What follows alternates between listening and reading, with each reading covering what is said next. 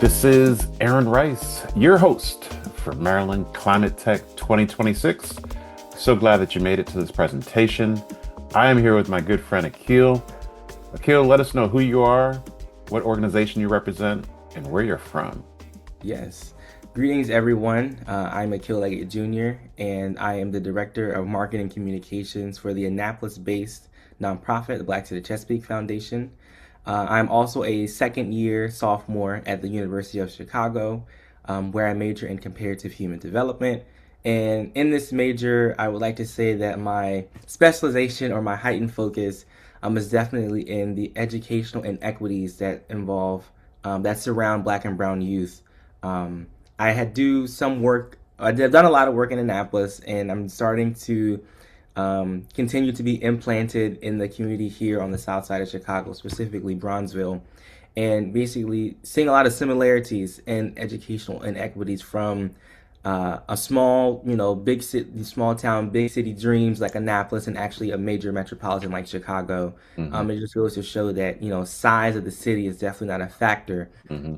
as it relates to educational inequality. So that's kind of my path here. But the real reason why I'm here today is because of my involvement of being born into the Blacks of the Chesapeake Foundation. So the Blacks of the Chesapeake Foundation, like I mentioned, Annapolis-based nonprofit, started in 1984 by my late grandfather, Vincent O. Leggett, who was here in 2024 for the conference, and formally incorporated in 1999. And so over for the past, 40 plus years, Black to the Chesapeake has been documenting the numerous, when I say numerous, I truly mean numerous contributions that African Americans have made to the maritime and seafood processing industries here on the Chesapeake Bay. And so this is just some of the work that we like to highlight.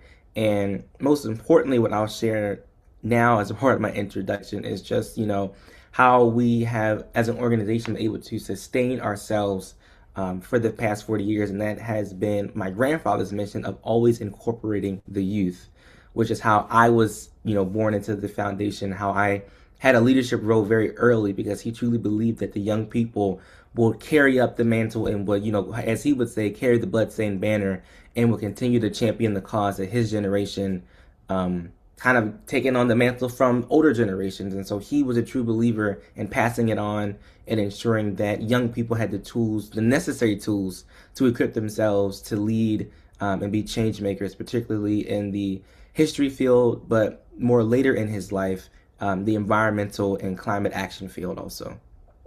Carrying the blood-stained banner. Yes, that sounds like your grandfather for Yeah. sure. We knew him as the Admiral of the Chesapeake. He definitely will be missed for sure. So I mean, what does that feel like? When did you start carrying this banner? When did you start your leadership? Like, how old were you, and how has it evolved since then? Yeah, it's funny because I was just talking with someone not too long ago about this exact same occurrence. And so I remember it vividly. I was fourth grade, and in our school system, Anne Arundel County, I'm not sure if they still do it, but when I was in fourth grade, we had this environmental program that we would do at Arlington Echo. And so Arlington Echo was I would call like a hands-on, um, as Granddad would say, like boots on the ground, feet in the creek kind of program where young people from our school district had the opportunity to, you know, interact with the Chesapeake Bay and its tributaries, mainly creeks and brooks that ran in the northern part of our county. Actually be immersed in the nature. You spent the night. You did campfires. You would go on, nature explorations, nature Eating frog legs, excursions. Say it again. eating frog legs. Not quite. I don't think many parents would have signed off on that. But we definitely interacted with, like, different reptile species, everything related to the Chesapeake Bay. And so when I went on this trip, it was a older lady that came up to me, and she was like, I kept seeing your name. She was like, do you have any relations to Vince? And I'm like, yeah, that's my granddad. And she was just telling me so much about Blacks of the Chesapeake. And at the time, as a fourth grader, I mean, I knew what my granddad did. I Hmm. knew of Blacks of the Chesapeake, but I didn't know what. Blacks of the Chesapeake did and the impact that it had on the community. Hmm. And so she was giving me a crash course lesson on what my grandfather did. And it felt good because I was just like, oh wow, like I didn't realize He's not just that granddad, right? he's not just granddad. He's really not just granddad. Yeah. It was very heartwarming, kind of sensation that I had speaking to her and her telling me about, what it is that my grandfather does outside of go fishing with me and my sister and other cousins throughout the summer, throughout the year. And so after that, I went home and I was like, well, granddad, well, I mean, like, what do you do? I mean, like, I know you have a job and you work at your 9 to 5, but then I say, well, you also do Black to the Chesapeake. So, I mean, what is Black to the Chesapeake? And so from fourth, fifth grade, that's really where I started to get more involved with Black to the Chesapeake, as related to, I guess, like getting more involved with the Bay, as from a being more intentional with what I was doing with the Bay and viewing the Bay as more than just a place of recreation, but as a site of memory, as a site of harm, but also as a site of hope. So that was definitely long time I've been working with and affiliated with the Blacks of the Chesapeake. Well, I have an interesting story of how I first met your grandfather in person was Ronica Bell, who Yes, Rona. produced Eroding History, a Yes. PBS, which can be viewed on PBS, and she's actually one of our presenters as well. And Okay. she was doing a panel discussion at Johns Hopkins of some of the subject matter experts and descendants that were part of the film. And if you haven't seen the film Eroding History, I highly recommend it. It is on PBS. You can just Google it. Yes.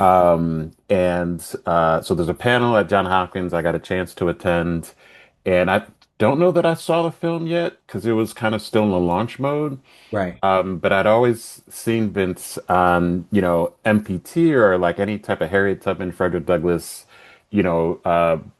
Water's Edge, anything having to do with the water in the Chesapeake. He was always the subject matter expert. So he was on stage, and it was just like I was seeing like an icon, like, oh my gosh, I've seen you on TV so many times. So it just once it was over, I came up, shook his hand, we exchanged cards, and we just kind of hit it off from there, and became, fast friends, and so that was really really interesting. But the eroding history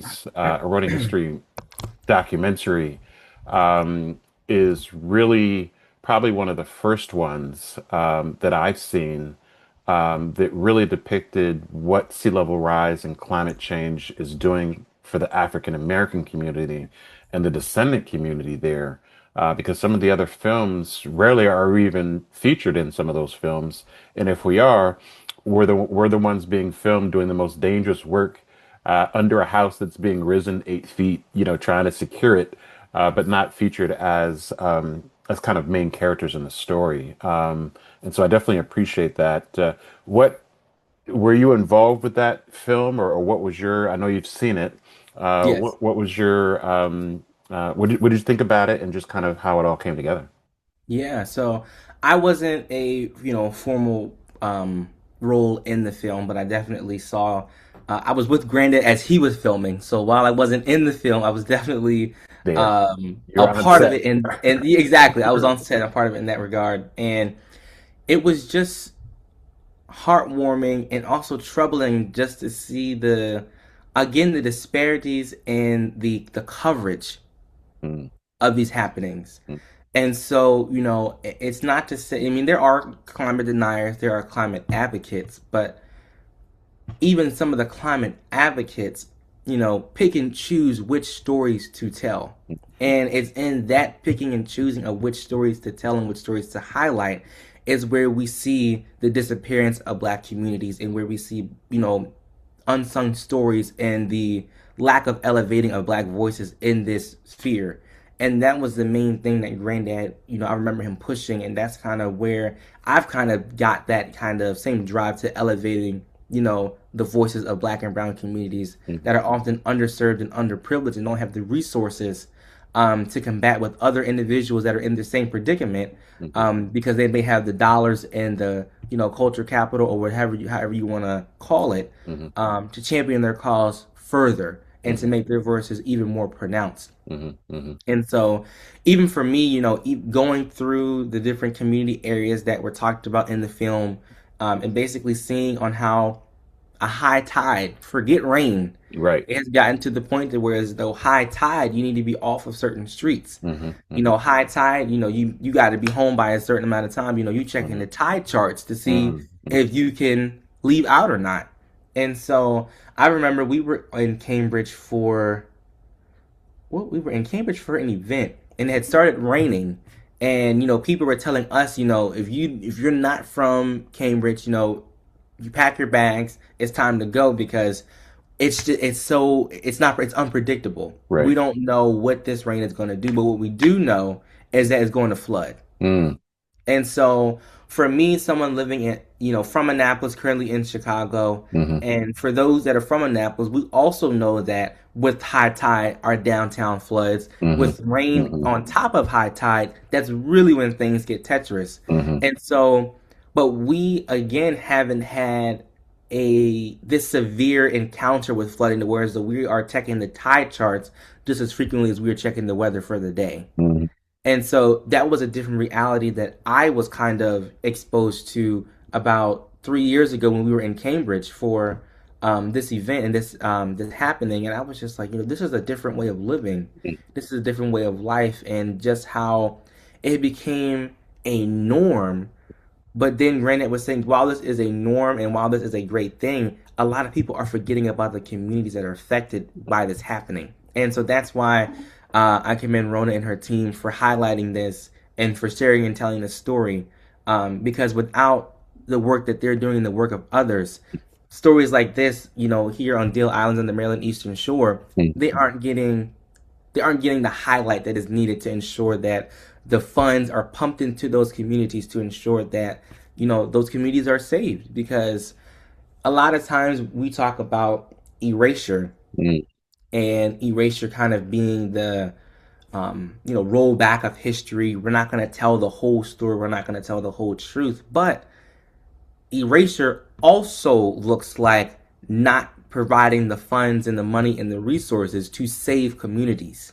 If you aren't doing your due diligence to proactively save and protect history, you too are participating in erasure. And so while people can, hide behind the steel curtain of climate change, which is very, very real, Hmm. however, there are resources that other communities have that Right. some communities don't have. And again, back to who gets what, the have and the have, who decides who gets what. It is in this happening where we see erasure takes place.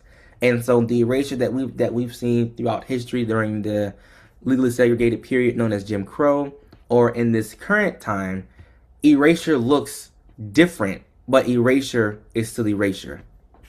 Absolutely. Wow. Folks, you're hearing it firsthand. This is DNA. If I could compare the 2024 presentation to today's presentation, it definitely is an alignment for sure. It's interesting. The What you just described is the genesis of why we do this climate tech conference every year. We rebranded this year, but we used to be known as Baltimore Climate Tech Plus 2024, 2025, and then on into 2026. And I'll tell you an interesting story. I live in Randallstown, Maryland, and so our biggest issue out here is radon. We've got a big radon gas issue here, which has nothing to do with climate. It gets worse when the climate, when the Right. thermofrost thaws. But um, you know, it wasn't until I heard Alex Green from Harriet Tubman Tours talk about how, his tour business, the tourism industry on the Eastern Shore,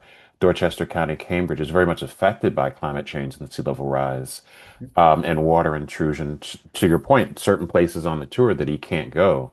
Right. And being born and raised in Syracuse, New York, and Central New York, where Harriet Tubman lived, 50 years in freedom, plus years in freedom, I have a deep connection to that story. And so to be connected to where she was born and be connected to where she lived and died was, means a lot to me. So to hear that those stories and that access is being slowly eroded, is why we started this. And then on top of that, also realizing that, I'm a commercial broker, and Mhm. so, the assets that we lease, sell, and help clients with are the major part of the problem.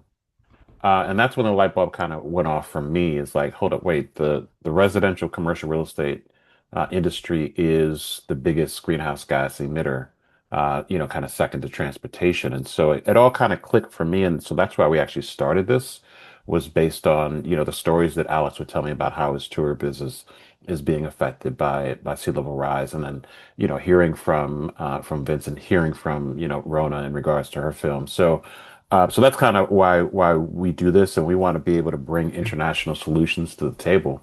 Yeah. So we've gathered a cadre of over 100 different subject matter experts, and we'll have a knowledge base of about 140 hours of content when we're all done. And I appreciate you being a part of this. The question I have for you is, is the Blacks of the Chesapeake flag now planted in Chicago? How are you talking about, how does that uh how do those conversations happen in Chicago, or is it primarily kind of an East Coast Maryland Chesapeake thing, or are you getting some expansion, some traction in Chicago?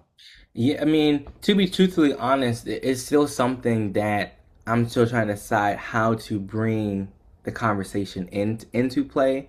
Mhm. And I just think that, of course, doing my history first on Chicago, Mm. um, being a transplant, being a college student, I can't, I'm not native here like I was to Annapolis, and being able to see disparities firsthand and being able to see how things have changed throughout, I'm 20 years old, being able to see things change Wow. throughout my core memories. Hmm. And so just being here in Chicago, I haven't really had the platform to really speak to any major environmental concerns. But what I have been able to do on campus is highlight our university's role Hmm. in climate injustice Mm. and environmental injustice. Mm. And so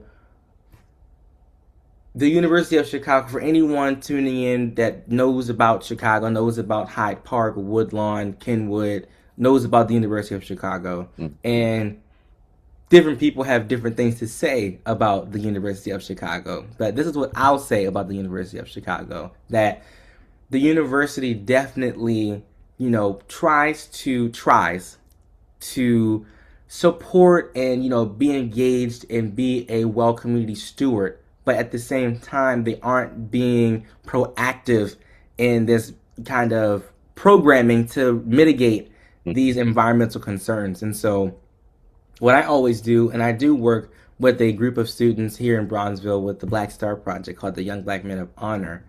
And one of the things I'm working with now is trying to figure out how can I bring blacks of the Chesapeake, or my knowledge as it relates to environmental justice and injustice in Maryland, here to Chicago. And so the one thing that I always tell people, even family members, that I say, go to your phone and look at the map. And then I say, go to the map. And I was saying, if you zoom in a little bit, look at the south side of Chicago. And I say, you see this only green spot right here? This is the university. And as you look around the university, you see this gray scale of what is the rest of the south side of Chicago. And so I say this to say, and while we are nestled in between Washington Park and Jackson Park, you can even see on the map how there's disparities in tree coverage and tree canopy, grass coverage, and you know that all of these things contribute to clean and healthy air. And so this is kind of the work that I want to kind of get into here in Chicago. Is basically understanding that as a university here at as a university student here at the University of Chicago, I have to understand my own privilege as being a student. And so that takes a lot of understanding oneself to even realize that. And so that's why I surround myself with people who also view themselves as coming from an underserved and marginalized community overall, but now being a student here. As a student, I am now a privileged individual because I'm a student. That does not say that I don't have the other experiences of still being a part of a marginalized community, but on the grand scheme of things here in Chicago, being a UChicago student, I have a privilege of being a student here. And with that privilege, I mean, I'm looking right here. I'm at my window now at, a rain garden, at a community garden. I'm seeing four, five, six different types of plants Mhm. as I'm sitting here in my dorm room. And so this is not the norm. This is not represent. This is not a good representation of the South Side, and it just goes to show how money and dollars and intention creates these spaces. And so when you aren't pumping in the money, the resources, and the correct intention, this is what you get. This is what you get. You kind of get a university who kind of operates on the same, real estate, background and design as McDonald's, where of course, as a real estate company, it's of course university first, but at its core, it's a real estate company, buying up a lot of property on, both in Hyde Park and in the Woodlawn communities.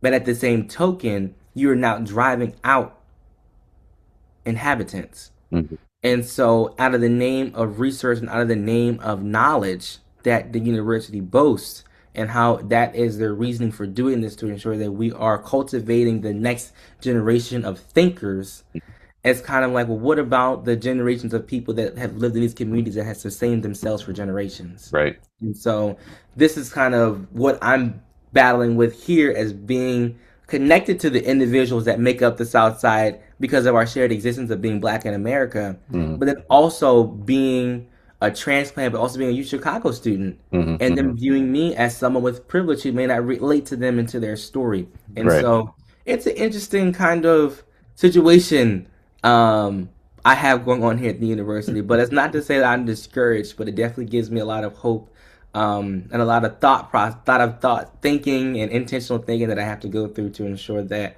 um, I'm being very cautious in how I move forward, because a lot of people think that as of someone from a specific community, you can't hurt said community, and that's false. Mhm. Mhm. Mhm. And that is what one of my professors told me this quarter, was that, I'm a researcher, I have my PhD, and I do a lot of work as it relates to suicide and psychology. And people think because I'm a black woman, this is her speaking, that I can't do harm. And I said, no, that's not true. And I was like, and that her saying that resonated with me as someone who does work both in Annapolis and here, that you have to be very cautious in how you move forward and how you speak about and how you speak in community with certain groups of people, because you don't want to come across in any type of way. Right. And so it's just a battle that many people will have if you're not from the area. But again, it's not a deterrent for me. Like I said, it just causes me to think more, be more intentional, Mhm. because at the end of the day, the work still has to get done. Be So more self-aware. So exactly, so how far are you from the new Obama Presidential Library? I can see it. It's Are right you here. really? Oh Yes, wow, it's really? literally a Oh stone. wow. Like stone, people say stone throw, but this is literally a stone throw. I could walk out of my dorm right now and be there in 10 minutes. Wow. Okay. Okay. Wow, that's exciting. Yes. So, so, um, so talk to me about how you engage the youth, when it comes to maybe like workforce development, kind of green jobs or green industry. This has kind of been known as, when you're talking about greenhouse gas reduction, climate change, resiliency, sustainability, Exactly. sea level rise for the most part has been kind of, for the white folks. You know what I mean? Like Right. black people aren't really engaged with it, even though we're always the first hit and the last resource, right? Mhm. How do you engage the youth to expand their perspective on, the change that they can make? Yeah. So in 2022, um, granted myself and D Strum, who's the current CEO of Black to the Chesapeake, sitting out on the screening porch trying to figure out. Granted, kept saying, we need to. How do we engage the youth? How do we engage the youth? How do we engage the youth? And so it came to a point to where, as though Black history, unfortunately, it wasn't a driving factor. People weren't coming to, young people, myself included, Hmm. weren't coming to events that were solely about Black history. And so Granted was saying, like, there's no way I can give up Black history as it relates to Maryland Black history on the Chesapeake Bay. And so, as a result of that, many numerous conversations and a lot of think tanks between the three of us, we launched Next Gen. And so Next Gen is the next generation of environmental justice champions. And so through this program, students, young scholars are able to kind of get a more climate literacy coming throughout this program, talking about careers in the environmental field, careers in the maritime trades and seafood processing industries. Because the granddad would always say, when he spoke to specifically people in Maryland, was that the Chesapeake Bay is a multi-billion-dollar industry, multi-billion-dollar industry, Everybody's trying to find the on-ramp. and everybody is trying to find the on ramp.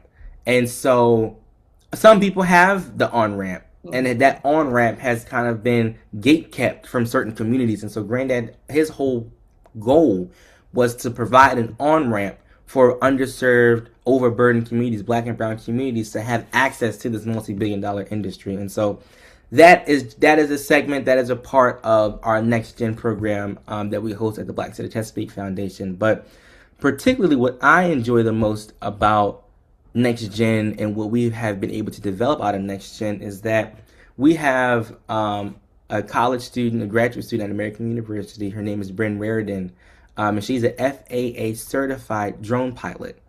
And she was just talking about, how the careers in drone is this new, it's this new niche, like sector. And so she was saying that, as a drone pilot, as I don't consider myself, to have a career in kind of like drone, like I don't know, like not development. Videography. Yeah, but there's so much you can do. Yeah, yeah. And so we worked with the Community Foundation of Anne Arundel County, and we kind of put together this drone careers kind of toolkit, and to provide an on ramp for people to kind of get into this niche career. So I'm looking at it right now, and like we talked about, like environmental monitoring, as it called UAS pilot, marine biology, aerial maritime, offshore wind drone pilot. And so not only can you be a pilot of drones, there's also ways you can work on drones as like a mechanic, Mm-hmm. not just car, as we're thinking of mechanic, but Mm-hmm. anything mechanical that uses mechanics and technology needs a Mm-hmm. mechanic. And so Mm-hmm. Mm-hmm. that was just something that I just wanted to highlight as a means of when we talk about sea level rise, there's certain areas that we can't get to anymore. Yeah.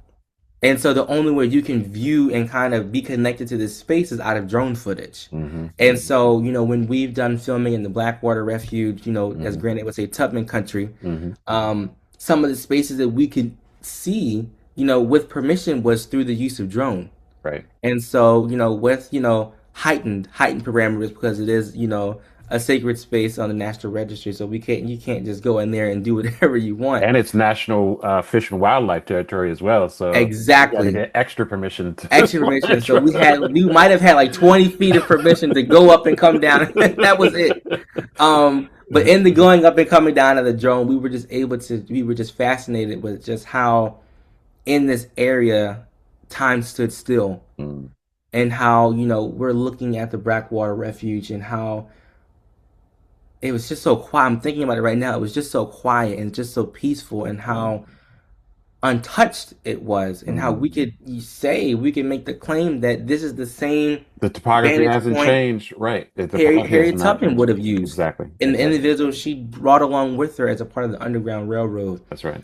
And so, even for you all that are going to be going on the tour, I mean, it is just a wonderful experience to have. And especially as Alex Green, I'm sure he will highlight just certain places that were on the tour we can't go to. Yeah. And I think that, Alex has been doing this for a while, but it hasn't been that long where sea level rise would have this much of an impact on the tour. Right. And so I think that we are in a point of time where we are speaking about instances of sea level rise, climate change, where we're living in the effects.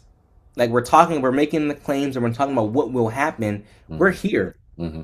Mm-hmm. We're here. And so for someone who's like 20 years old and has a lot of life in front of me, I was just speaking with some friends, and I was just like, it's 2026.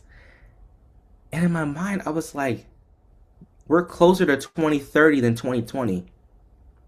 And in my mind, I'm thinking back to eighth grade. I'm thinking back to the pandemic. I'm thinking about the milestones. And Hmm. everyone was talking about the next decade. In middle Hmm. school, when Hmm. it was 2017, 2018, 2019, people were talking about 2030. And so here I am, a sophomore, closer to 2030 than the pandemic. Yeah. It's scary. Mm. It is really, really scary. And that is why, I was just so excited, Aaron, for you inviting me here. Because the one thing that I've always said, even as, as Granted would say, like a little youngster, as a middle schooler, I would always say, older generations would say, "Well, this is your world. This is going to be your world. You're going to have to inhabit." And I'm in my mind, I'm like, well, Oh, what? okay. Well, we're going to inhabit. And I'm not saying that we aren't, because we are, but if Right. you all, royal, the you all, everybody, haven't given us the tools to lead Mhm. effectively. And so if you're out here, passing legislation, passing bills, executive orders, ordinances, whatever it may be, and young people aren't at the table, that's a disservice.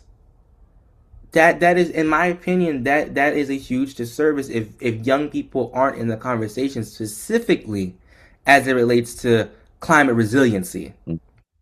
If we aren't in the conversation speaking about how we want the next 5 to 10 years to look like, what really are we doing? What tangible impact are we having besides passing legislation and posting about it, bragging about what bill you were going to pass? But this bill you're passing, how are you ensuring that the next generation is embedded in the policy that you're passing? And so that is just something that is near and dear to my heart and has always been near and dear to my heart, because a lot of people talk about young people being lazy, Gen Z being this and Gen Z being that. I'm Gen Z, and I can name a host of people that kind of have the same sentiments as me, that are looking for this on ramp. And it's kind of like, if you aren't in the rooms, Yeah. you aren't making these decisions. Your voice isn't adequately heard Mhm. in these conversations. And to everyone that has access to those spaces, I definitely say, how do you ensure that young people are having these conversations? So I'll leave it at that. Yeah, no, that's a perfect answer to the question. We want to get as many youth excited about this industry, especially when it comes to, construction, trades, those types of things. I mean, digging ditches is not kind of a sexy career path, but you can make six figures without the, burden of college debt on the back end, and make a good living at it. And it's like for every five construction workers that are quote unquote graying out, there's Hmm. like one or two new young workers coming in to take on those trades. So there's a huge deficit. I don't know about you, but I know when my son was in college, shouts out to Joaquin Rice, graduated from Towson. He wanted to be an influencer. At that time we were like, what? You want to do what? But hey, he went to school for entrepreneurship, has a business science degree, and is running his own business and is an influencer and doing very well at it. So shame on us for doubting that he would have the capacity to be able to do that. But then it's also about giving the tools and making sure that they have access and awareness as well. Right. So as we close out, like who do you want to shout out back home in Annapolis? Like what high school did you go to? Any teachers, family members? Who should be shouting out back home? I definitely, of course, as first and foremost, shouting out my mom and my definitely my mom and my family, for always supporting me and pushing me forward. Shout out to my sister, Asia, as she's um, figuring out what she wants to do. But again, just being born and raised in the Chesapeake, always having the Chesapeake Bay in mind and the career path that we want to go into. And then, of course, shout out to the Black to Chesapeake Foundation, to Dee, to John, to Destiny, to Greg, to Bryn, to all the volunteers and board members. Thank you for keeping Granddad's legacy alive in 2026 and for the years to come. Because while legacy is always, bloodline. Granddad touched so many people and he had so many mentees that I'm just so happy to see all of his mentees kind of again supporting the mission and the vision of Black City Chesapeake. So shout out to you all too, and then shout out to Annapolis High School, my alma mater, for really granting me the platform to speak out on a lot of these issues, both at the school level, the county level, and the local level, um, to afford me the pathway to be here at the University of Chicago, and still with the same momentum, with the same passion, with the same drive, and elevating Black voices, whether it's on the Chesapeake or here in Chicago. So That's thank you what's to up. everybody. That's what's up. So what are you most excited about the rest of 2026 going on into 2027? I know we're in a little bit of a volatile national and global perspective, but what are you most excited about? I would definitely say I'm excited to be present. I'm excited to be present, and what I mean by that, I'm excited to, um, I don't know, take things in, because, and this is a unique perspective as a college student. Other college students may understand where I'm coming from, but being a college student here, you get so caught up in university Hmm. and academia Hmm. and grades and ensuring that you're performing well academically that you kind of become a little out of touch with what's really going on. And so even for someone like myself who tries to pride myself on being proactive and intentional with understanding what's happening around me, it's really tough. It is really tough. So as I go into my final quarter of my second year, my spring quarter, and into the summer, I'm excited to be present in all the spaces that I'm in, and being able to read news articles more often and be more intentional as it relates to understanding what's happening in the local, state, and definitely the national the national news. And so that's what I'm looking forward to. I'm looking You forward don't to being sound like a present. 20-year-old. You sound way more seasoned than a typical 20-year-old. But it's exciting to see. I'm excited that you're doing your thing out in Chicago. The last time I saw you was in Cambridge. Yes. And I think I forget who the drone pilot was. Her name Brianne? The one, Bryn. Bryn, I think she was Yes. flying her drone Yes. because there was a Pride of Baltimore tour on the Pride of Baltimore came to Cambridge and went up and down the chop tank. So that was an interesting event. And then a couple of years earlier, I saw you in downtown Annapolis as we were doing a boat tour there as well. So Yeah. I get to see you from time to time when you're in home. It's always on the water somewhere, which is Always on the awesome, water. which is also always cool. But hey, man, I really appreciate you taking the time away from your studies to join us here at Maryland Of Climate course. Tech 2026. Anything that I didn't ask you that we didn't bring up that you want people to know about? Not really. I mean, Okay. the last thing I would just say is, and everything that we do is just something that was passed on to me, is that we have to lead by listening.